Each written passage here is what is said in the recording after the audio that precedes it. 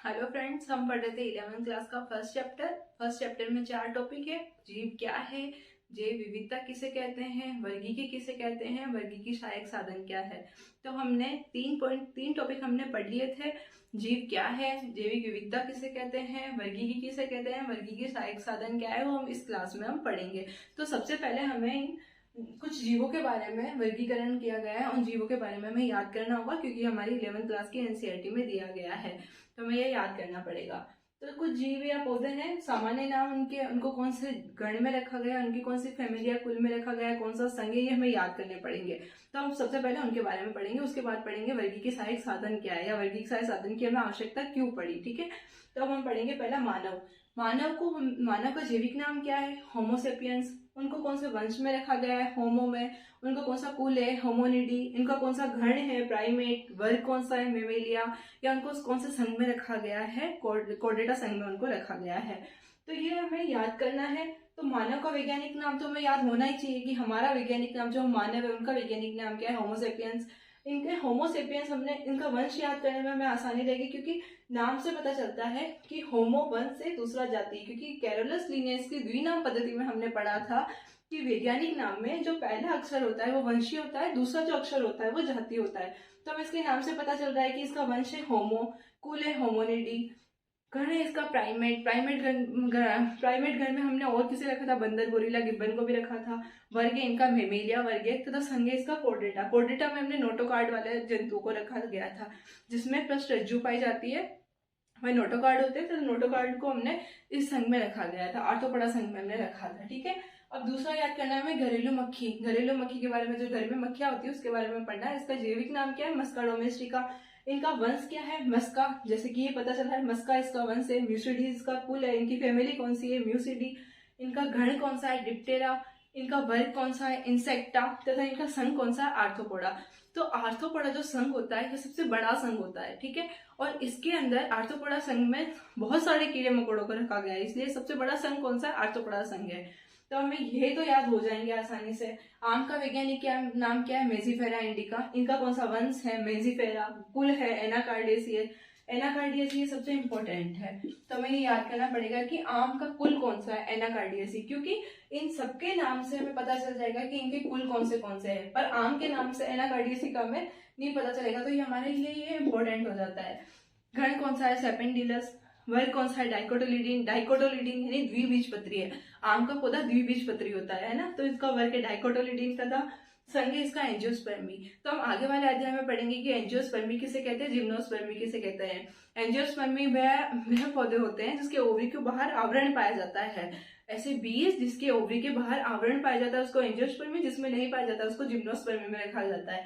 तो जो इसको एंजियोस्पर्मी में रखा गया है। ठीक है, अब हम पढ़ेंगे चौथा गेहूं के बारे में। गेहूं का वैज्ञानिक नाम टिटिकम एस्टिवम। इसका वंश टिटिकम। इसका कुल पोएसी। गण इसका पोएस। वर्ग है इसका मोनोकोटिलिडीन यानी कि ये एक बीजपत्री है, तथा इसको भी एंजियोस्पर्मी में ही रखा गया है। ठीक है, तो हमें ये सब याद करना पड़ेगा कि मानव का कौन सा जैविक नाम है, घरेलू मक्खी, आम, गेहूं, इन चारों के बारे में, वंश, कुल, गण, वर्ग, संघ, जगत के बारे में हमें ये सब याद करना पड़ेगा। जगत हम आगे वाले अध्याय में पढ़ेंगे।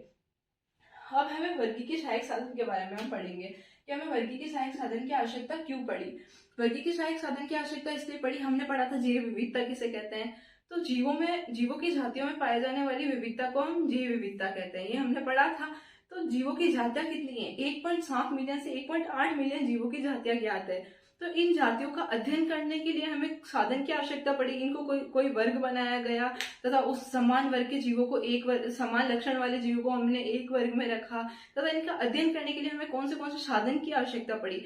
तो हम आज इसके बारे में पढ़ेंगे। ये हमारा 11वीं क्लास का फर्स्ट चैप्टर का 4th पॉइंट है, लास्ट फिर चैप्टर खत्म हो जाएगा। इसका पहला साधन है हर्बेरियम। हर्बेरियम किसको कहते हैं, वनस्पति संग्रहालय में पौधों को इकट्ठा करके सुखाकर दबाकर उसको एक कागज की शीट पर लगाकर रखा जाता है। तो ये जो पूरी प्रक्रिया होती है वो हर्बेरियम कहलाती है। ठीक है, तो हम वनस्पति संग्रहालय में विभिन्न प्रकार के पौधों को इकट्ठा करते हैं। सबसे पहले उनको इकट्ठा करते हैं, ये सबसे पहला प्रोसेस है। फिर इसको सुखाते हैं, फिर उसको एक कागज की शीट पर मतलब दबाते हैं, दबाकर कागज की शीट पर सुरक्षित करना हर्बेरियम कहलाता है। तो वनस्पति संग्रहालय क्या होता है, वनस्पति संग्रहालय हम दूसरा साधन जो वनस्पति संग्रहालय है उसके बारे में पढ़ेंगे। इसमें मृत जीवों को रखा जाता है। मृत जीवों को संरक्षित करके रखा जाता है वनस्पति संग्रहालय में, यानी म्यूजियम में ये। अब हर्बेरियम सीट पर कागज की सीट पर सुरक्षित लगा कर रखा जाता है। अब ये जो हर्बेरियम सीट होती है, यानी पौधों को इकट्ठा करके उनको सुखा कर दबा कर कागज की सीट पर लगा कर रखते हैं, ये सारा प्रोसेस हर्बेरियम कहलाता है। अब इसके ऊपर हर्बेरियम जो सीट होती है उसके ऊपर एक लेबल लगा, हर्बेरियम सीट जो होती है, हर्बेरियम सीट पे लिखा हुआ क्या होता है, हर्बेरियम सीट पर एक लेबल लगा होता है। इस लेबल पर क्या क्या लिखा होता है, इस लेबल पर लिखा होता है जो पौधा है उसका स्थानीय नाम क्या है, उसका इंग्लिश नेम क्या है, उसका वैज्ञानिक नाम क्या है, उसका कुल क्या है, तथा एकत्रित करने वाले का नाम, किसने एकत्रित करा है, किस तारीख पर एकत्रित करा है, ये सब हर्बेरियम सीट पर जो एक हम लेबल लगाते हैं उस लेबल पे ये सब लिखा हुआ होता है। ठीक है, तो अब हर्बेरियम किसे कहते हैं हमें पता चल गया। हर्बेरियम सीट पर लेबल लगा होता है, उस लेबल पर क्या क्या लिखा होता है, पौधे का एकत्रित करने की तिथि, उसे किस दिनांक पे एकत्रित किया है, उसका स्थान, इंग्लिश नाम, पौधे का स्थानीय नाम, वैज्ञानिक नाम, कुल क्या है और एकत्रित करने वाले का नाम लिखा जाता है। तो अब हमें पहला सहायक साधन हर्बेरियम कंप्लीट हो गया है। ठीक है, हम वर्गीकी सहायक साधन पढ़ रहे थे, हमने पहला पढ़ा था हर्बेरियम, दूसरा पढ़ेंगे हम वनस्पति उद्यान, बॉटेनिकल गार्डन। बॉटेनिकल गार्डन किसको कहते हैं, बॉटेनिकल गार्डन जो बनाए जाते हैं वो हमारे घूमने के लिए नहीं बनाए जाते हैं, वो वैज्ञानिकों की रिसर्च के लिए बनाए जाते हैं। तथा इस बॉटेनिकल गार्डन में जीवित पौधों को रखा जाता है। जैसे संग्रहालय या म्यूजियम होते हैं उनमें हम मृत जीवों को रखते हैं, और ये बॉटेनिकल गार्डन में जीवित पौधों को लगाते हैं या उगाते हैं। तो ये जो मृत जीवित पौधों को जो हम लगाते हैं उसकी पहचान के लिए हमें एक लेबल लगाना पड़ता है, उस पर एक लेबल लगाते हैं, उसका वैज्ञानिक नाम क्या है और उसकी फैमिली क्या है वो हम उस पर लिखते हैं उन पौधों के ऊपर। तो ऐसा जो स्थान होता है उसे हम बॉटेनिकल गार्डन कहते हैं। तो वनस्पति उद्यान और बॉटेनिकल गार्डन ऐसा स्थान जहाँ जीवित पौधों को रखा जाता है, इनकी पहचान के लिए एक लेबल लगा दिया जाता है जिस पर पौधे का वनस्पति नाम, उसका वैज्ञानिक नाम क्या है तथा उसके कुल का नाम या वो कौन सी फैमिली का है वो लिखा जाता है। प्रसिद्ध बॉटेनिकल जो गार्डन है, जो प्रसिद्ध है वो बॉटेनिकल गार्डन क्यों इंग्लैंड में है। भारत का इंडियन बॉटेनिकल गार्डन जो है वो हावड़ा कोलकाता में है, और नेशनल बॉटेनिकल रिसर्च जो इंस्टीट्यूट है वो लखनऊ भारत में है। तो ये तीनों चीजें हमें याद करनी पड़ेगी कि प्रसिद्ध जो बॉटेनिकल गार्डन क्यों इंग्लैंड में है, या भारत का बॉटेनिकल गार्डन का है वो लखनऊ में है, वो हावड़ा कोलकाता में, और जो रिसर्च इंस्टीट्यूट है हावड़ा, ये लखनऊ भारत में जो है वो रिसर्च इंस्टीट्यूट है, और जो बॉटेनिकल गार्डन है वो हावड़ा कोलकाता में है। ये हमें याद रखना होगा। अब हम जो वर्गीकीय सहायक साधन जो पढ़ रहे थे उसमें तीसरा है संग्रहालय, ऐसा स्थान जहाँ जीवों को मृत करके रखा जाता है, मृत करके उनको परिरक्षित गोल में डालकर जारों में एकत्रित किया जाता है। यहाँ पे जीवों के कंकाल को भी रखा जाता है वनस्पति संग्रहालय में। और तथा इसमें क्या होता है, कीट जो होते हैं, कीटों को पिन लगा कर रख दिया जाता है अध्ययन की सुविधा के, वैज्ञानिकों के अध्ययन की सुविधा के लिए हमें वनस्पति संग्रहालय या म्यूजियम बनाया गया है।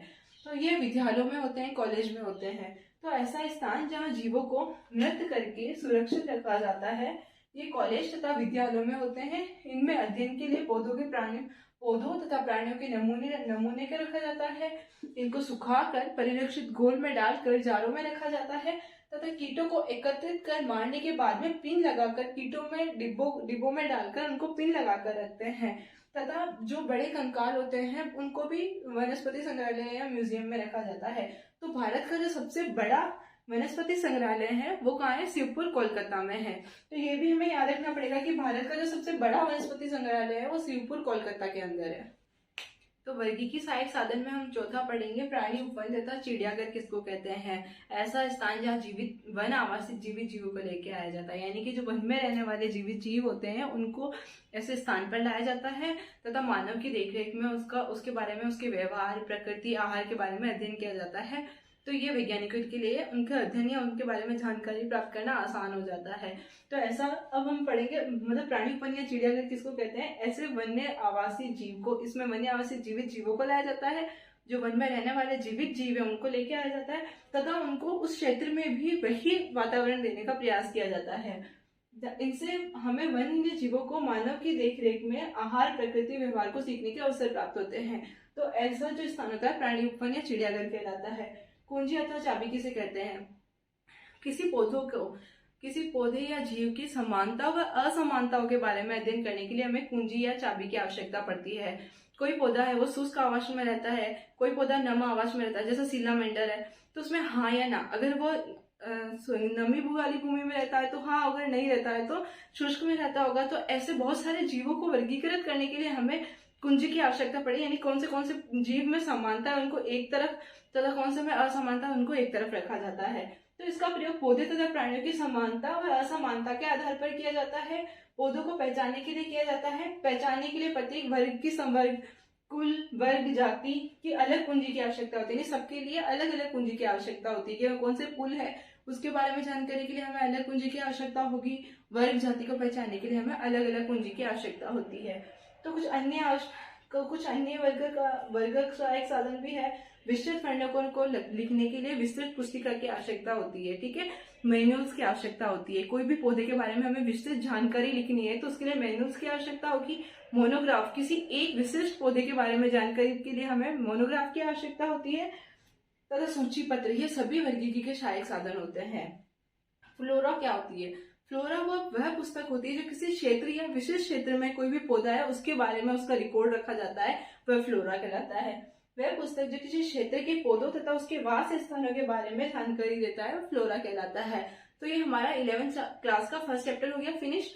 अब हम अगली क्लास में पढ़ेंगे सेकेंड चैप्टर के बारे में।